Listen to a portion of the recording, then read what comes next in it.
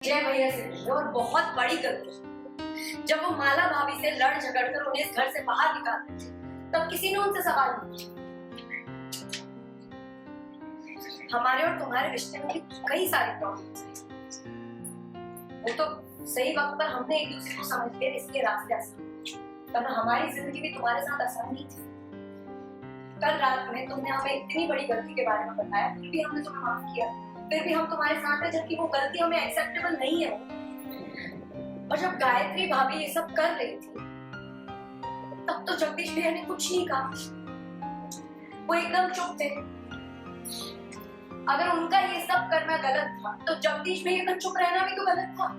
उनसे कोई क्यों सवाल नहीं करता कि एक बार लड़की की शादी हो जाए तो उसका ससुराल ही उसका घर। पर यहाँ आके पता चला कि एक छलावा है।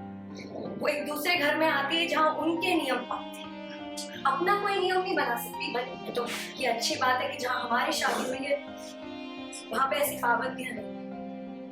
लेकिन मान लो कि कल को रागिनी की शादी ऐसे घर में जहाँ उससे कोई गलती हो और उसके ससुराल वालों ने उसे घर से बाहर निकाल दिया। सिचुएशन में आपके घर की बहू गलत हो सकती है, पर आपकी बहन नहीं। ऐसे तो हम सारी जिंदगी गलत होंगे, क्योंकि हमारे पास आपके जैसे भाई नहीं। हम मानते हैं कि भाभी से बहुत बड़ी गलती हुई। ईशा बिल्कुल सही कहती है। हम भी इस घर की बहू हैं। हमने घर छोड़ा इस घर की शादी की। अपने पति को संभालो। अगर ये ठीक है तो सब कुछ ठीक है। आपको पता है कितना मुश्किल है एक बहू होकर सबको खुश रखना, और इस डर से कि अगर वो कोई गलती कर दे तो उसकी कोई माफी नहीं। और आप सब लेकर के लिए तैयार नहीं है, तो हम भी अपने तीन बहनों के साथ राम भवन का त्याग करते हैं। हम भी इस घर से बाहर जाने के लिए तैयार हैं। हमें आप लोगों को इतना सा डिजर्व ही नहीं करते। हमने जो किया है वो ईशा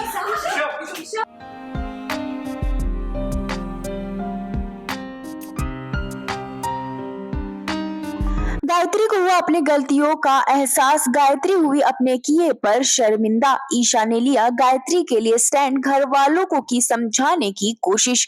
वेल सीरियल राम भवन के ऑन लोकेशन से हम आपके लिए एक्सक्लूसिव खबर लेकर आ चुके हैं, जहां पर हम सभी देखेंगे कि गायत्री को अपने किए पर पछतावा होता है और काफी ज्यादा शर्मिंदा भी महसूस करती है। ईशा उसके लिए स्टैंड लेते हुए, उसका साथ देते हुए नजर आती है और घर वालों को समझाने की कोशिश करती है, साथ ही उसकी गलतियों को माफ करने के लिए भी कहती है।